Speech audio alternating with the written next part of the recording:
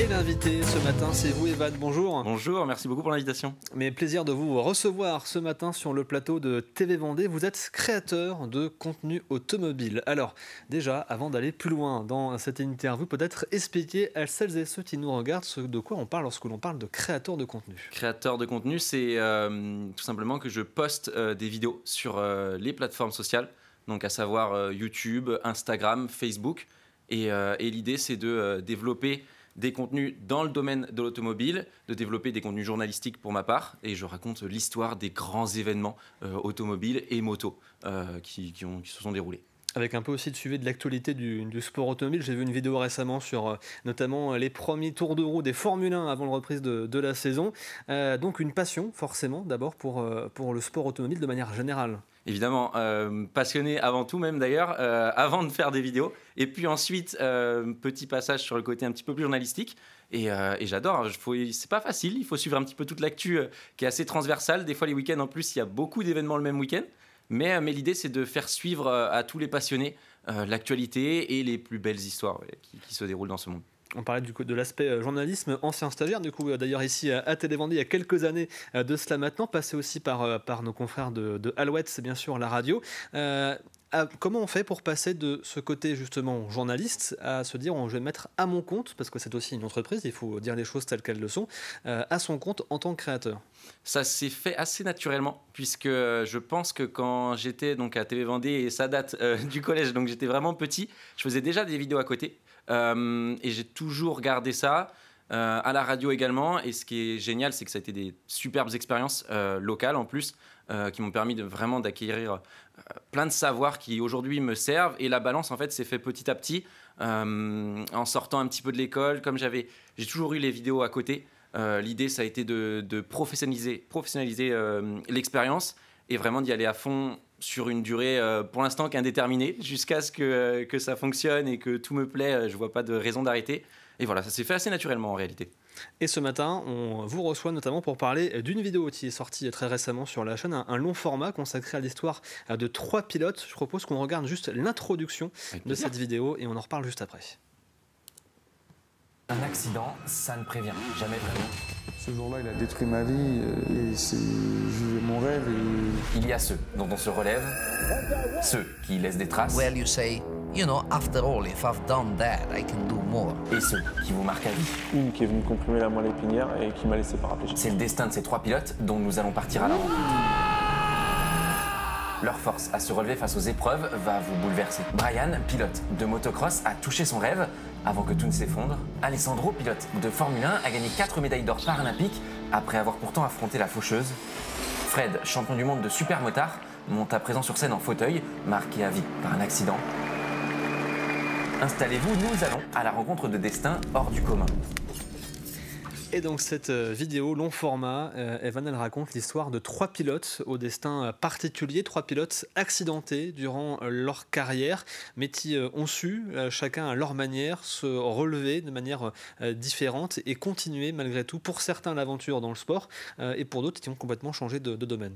C'est exactement ça. L'idée, c'était de mettre en avant des parcours que je trouve inspirants, des parcours atypiques.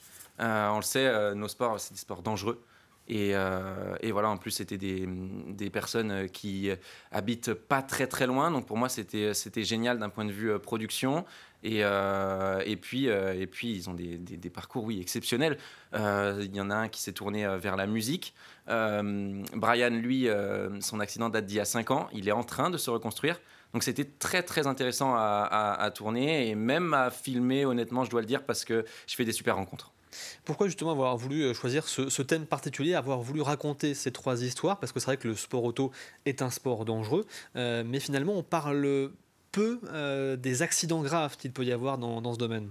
C'est tout à fait ça. En fait, l'idée, et d'ailleurs elle s'est confirmée à la sortie de la vidéo, c'est que ces pilotes, ils sont énormément mis en avant lorsqu'ils sont sur le devant de la scène, qu'ils gagnent des courses.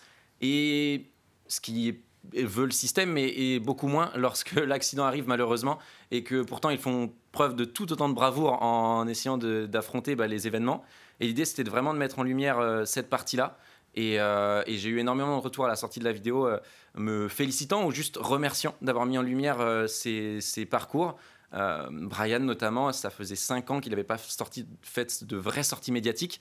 Et donc forcément, c'était assez attendu de savoir comment il allait. Et puis voilà, l'idée, c'était de aussi pour eux de leur donner un élan de motivation. Je sais qu'ils ont reçu beaucoup de messages à travers cette vidéo. Donc c'est parfait en fait. Alors, les 3 pilotes, on a donc Fred Guérin qui était blessé en motocross, Brian Moreau également en motocross et Alessandro Zanardi, lui en sport automobile, ancien pilote notamment de Formule 1 qui en plus a repris la compétition automobile après son accident et repris la compétition aussi en paracyclisme, médaillé d'or à Londres en 2012. C'est complètement fou. Honnêtement, c'est une histoire folle, Alex Zanardi. Ce qui en plus est génial avec cette histoire, c'est que Alex, c'est quelqu'un qui avait réussi sans être extravagant dans sa première vie et qui, dans la deuxième, comme il l'appelle, après son accident, après avoir perdu l'usage de ses jambes, a tout simplement fait des miracles en remportant des médailles d'or. Non, c'est une histoire folle. Un mot sur les youtubeurs automobiles, ils sont de plus en plus nombreux aussi. On a la sensation que les gens sont revenus un petit peu au sport auto, notamment à travers différentes séries sur certaines plateformes liées par exemple à la Formule 1. On en parlait il y a quelques instants. Et c'est vrai que du coup, il y a un intérêt un peu nouveau pour le sport automobile qui est revenu en tout cas. Tout à fait. Déjà, le regard que beaucoup portent à notre profession, qui est la création de contenu, a changé, premièrement, ce qui a développé énormément de créateurs sur les réseaux sociaux. Parce que c'est génial, c'est un outil d'expression qui est magnifique. Enfin, je veux dire, il suffit d'une caméra, d'un micro, et on peut tout de suite créer du contenu avec ce qu'on aime. Et comme beaucoup actuellement sont passionnés de Formule 1 notamment, de MotoGP aussi également, c'est vraiment deux grosses disciplines.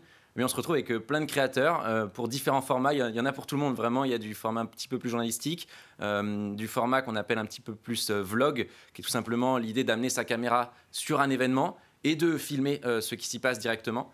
On retrouve vraiment de tout et c'est ça qui est génial avec Internet. C'est vrai que l'un des avantages, c'est qu'il n'y a pas de contraintes de durée, par exemple, sur les vidéos, comme nous, on peut avoir, par exemple, en télévision, il y a une grille de diffusion à respecter, un timing précis. Là, ce n'est pas le cas. Il y a une liberté, effectivement, dans la création des différents formats. Mais c'est l'avantage et l'inconvénient d'un côté, c'est qu'on est tout seul. Donc l'avantage, c'est qu'on fait ce qu'on veut, ça c'est clair. Et puis l'inconvénient, c'est que quand on est tout seul, on ne fait pas tout non plus. Donc il faut réussir à être un petit peu sur tous les fronts sur des métiers comme ça. Mais ça offre une liberté qu'aujourd'hui, je pense qu'on ne peut pas retrouver ailleurs. En tout cas, de mes anciennes expériences, je ne l'ai pas retrouvé. Prochain projet en tête, du coup, à venir sur la chaîne YouTube?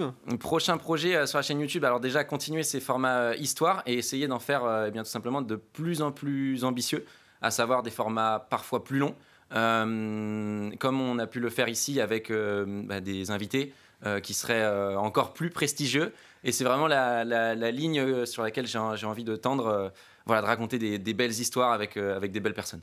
Et donc si on veut retrouver l'ensemble du contenu sur la chaîne YouTube Evan avec une petite apostrophe, si je ne dis pas de bêtises dans le nom, et également bien sûr sur les différentes plateformes des réseaux sociaux, Instagram, Facebook, X et bien d'autres. Merci beaucoup Evan d'avoir été avec nous ce matin. On aurait aimé continuer l'échange encore plus longtemps. C'était déjà très gentil, merci beaucoup. Mais merci en tout cas et bien sûr vous pouvez donc retrouver cette vidéo consacrée à cette histoire, ces histoires de résilience dans le sport automobile, donc sur la chaîne YouTube de Evan dont nous parlions à l'instant.